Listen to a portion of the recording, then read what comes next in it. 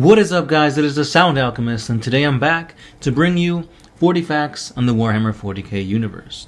Lately I've been giving you guys some fan lore, but it is time to put your hands in the air, cause here's a true player, the Big Papa, aka the Lord of Macragge. It is the Chapter Master, Marneus Augustus Calgar. Now, Calgar was one of the guys that I first saw when I was a wee little lad, and I'm like, wow, this dude has big hands. And you know what they say about guys with big hands. But anyway, guys, Calgar was always there throughout my whole history with 40k. He was like the dude among dudes. Like, this guy was supposed to be OP. And then I later found out that he got wrecked by a Tyranid. Like, this dude got bodied hard. But anyway, guys, we'll get to that in a little bit. So before we dive into his lore, here's a little bit of a saying that he says to kind of cheer up his Ultramarines when they're feeling blue. We are the Ultramarines, sons of Guilliman. While we draw breath, we stand. While we stand, we fight. While we fight, we prevail. Nothing shall stay our wrath. As one might expect from an embodiment of the Ultramarines' nobility, Marneus Augustus Calgar is immune to fear and is resolutely courageous under fire. Where lesser men would dive for cover while being fired upon, Calgar takes quick stock of the situation, decides the best course of action, and will only leap into cover when there is no other alternative. Calgar is a tryhard, and his achievements and deeds are recorded in 28 volumes, which are stored within a vault in the Ultramarines Fortress Monastery, known as the Fortress of Hera, which lies on Macragge.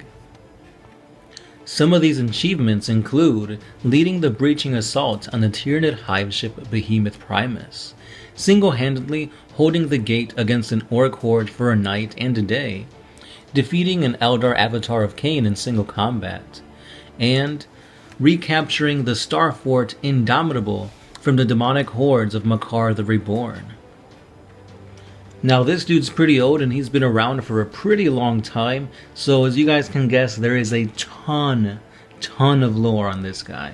So I'm only going to give you a part of it, and even in that part, it's going to be split up into a part 1 and part 2. So let's talk about the first Tyrannic Wars and how this guy got to go head to head with the freaking Hive Tyrant. So let's dive into that lore. The arrival of Hive Fleet Behemoth in the eastern fringes would prove to be the single greatest threat to the realm of Ultramar since the days of the Horus Heresy.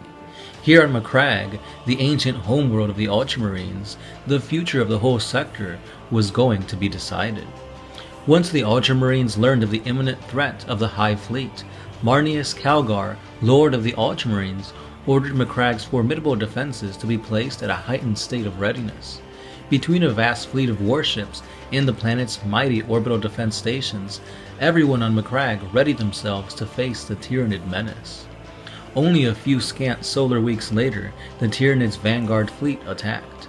Hundreds of bioships swept through the Ultramarines' blockade and swarmed over Macragge.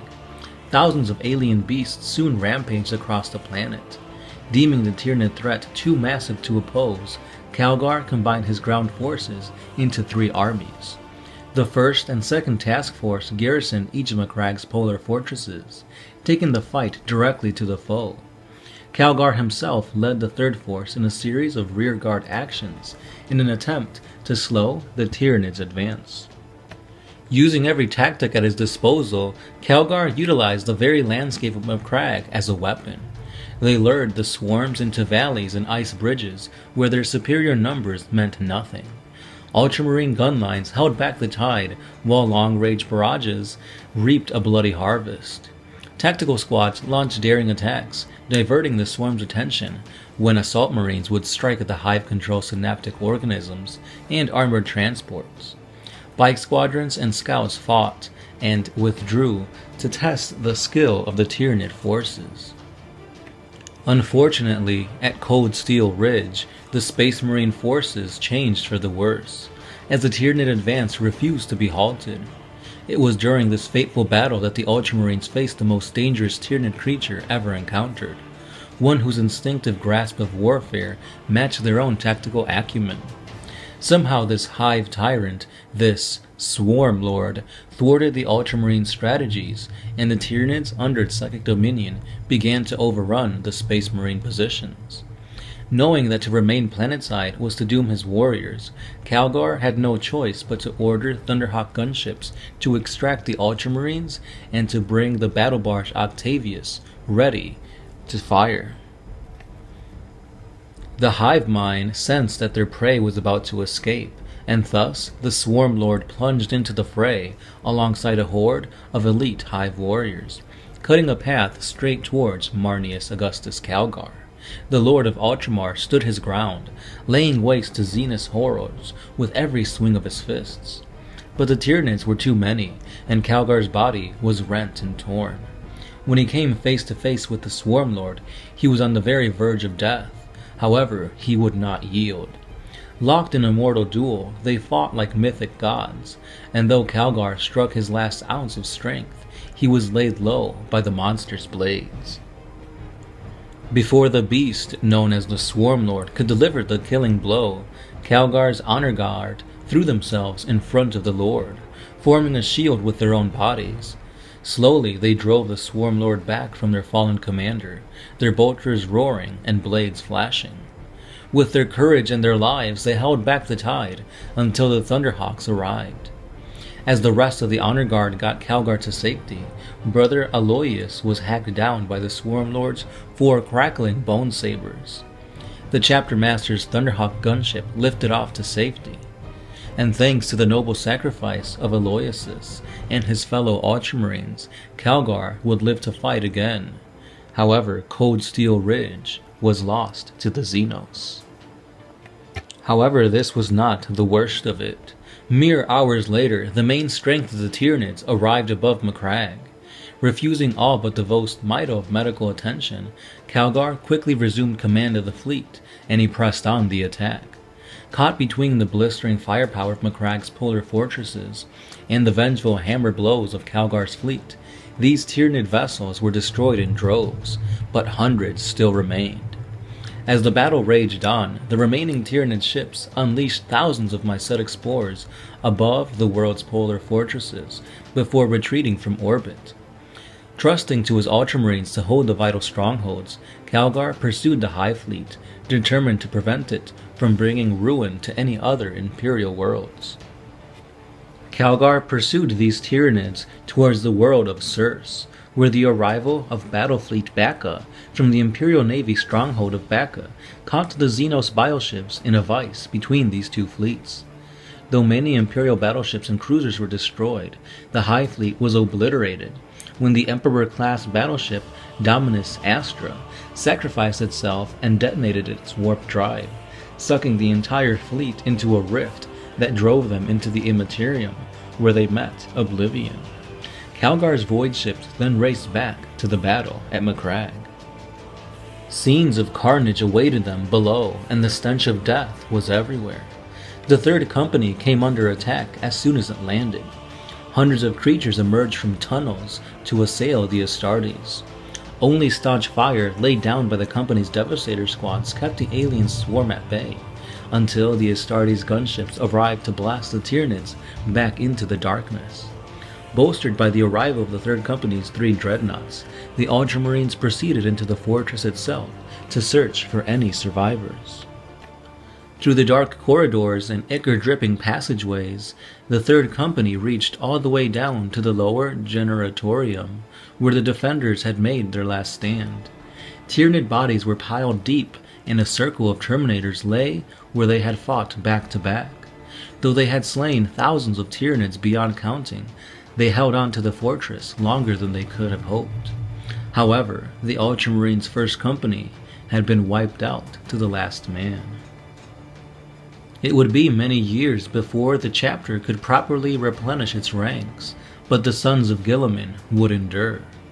Since the Battle of Macragge, Marneus Calgar and his Ultramarines have become instrumental in the Imperium's war against the Tyranid menace. In response to this threat, and counter to the dictates of the Codex Astartes, for the first time ever, The survivors of the Battle of Macragge were formed into elite, specially trained anti-Tyranid squads. They were called Tyrannic War Veterans, and they composed of the most powerful warriors of the chapter's reformed First Company. They are second to none. No other warriors of the Imperium can best their experience, training, and upgraded power armor when combating the Tyranids. Now, to end this lore on Guilliman, or at least the first part, let's finish by talking about his war gear, beginning with the armor of Antilochus. Now, Calgar sometimes wears the master-crafted suit of Terminator power armor known as the Armor of Antilochus into combat, as well as leading a unit of his own personal honor guard.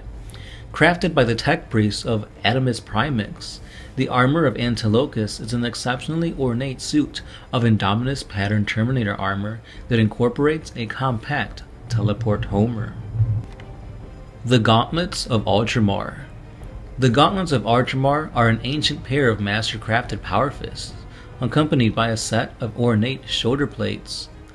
The true origin of these gauntlets are unknown, but what is known is that these relics were taken back from a champion of chaos by the Primarch Roboute Guilliman after the Gamaliel Reclusium massacre, who afterwards often used them in combat.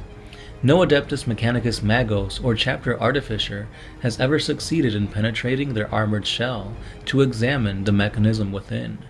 When not in use, these gauntlets are stored within a crystal case at the Fortress of Hera, inside the Temple of Correction Shrine of the Great Primarch.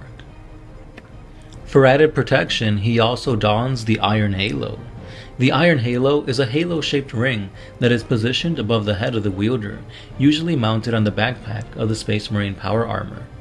The Iron Halo is a prestigious honor that is granted only to the most exceptional Astartes, and this Iron Halo produces a protective effect using gravity and now poorly understood conversion field technology to bounce and reflect back all blows to the wearer. And like I've said, guys, this is the end of part 1 to his lore. There's going to be a part 2 tomorrow, but after that's done, let me know what other things you want me to cover. Perhaps it is Cato Sicarius, or maybe you want some Xenos lore. Just let me know in the comments below. Also, don't forget, if you want to help support us, you can hit us up on Patreon. $1 a month goes a long way, so you could always check that out. We do have a Facebook, Instagram, Twitter, and like I said, guys, Patreon. That's all the time I have, so as always, I'm the Sound Alchemist, part of One Mind Syndicate, and I'll catch you guys tomorrow.